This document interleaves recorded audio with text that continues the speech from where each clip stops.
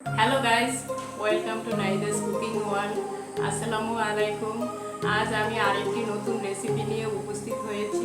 দোকানের মতন perfect sponge rasgulla তৈরি করব। আমি 1 কেজি গরুর দুধের ছানা নিয়েছি। এই ছানাটাকে আমি ভালো করে ময়ান করব।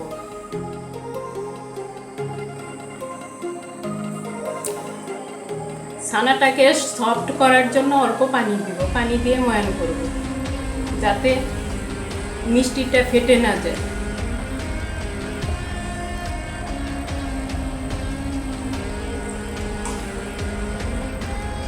ছানা থেকে লেচি বানিয়েছি, এখন ছুরি দিয়ে ভাগ করব।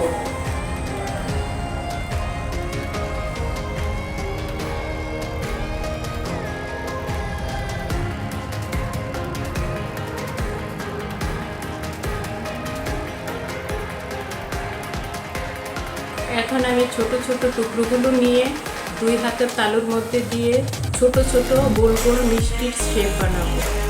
আমি ছোট ছোট নিয়েছি, আপনারা চাইলে আরো বড় করে নিতে পারেন।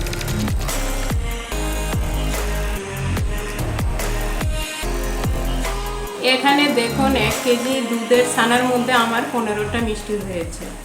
এখন আমি এই মিষ্টিগুলি শিরায় 15 মিনিট রান্না করব।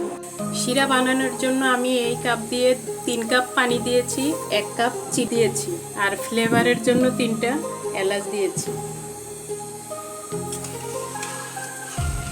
এখন শিরাটাকে একটা বলক তুলিয়ে জালটা লো করে দিব। স্পঞ্জ রসগোল্লার শিরা পাতলাই হয়। বলক উঠেছে, এখন আমি জালটা কমিয়ে দিব।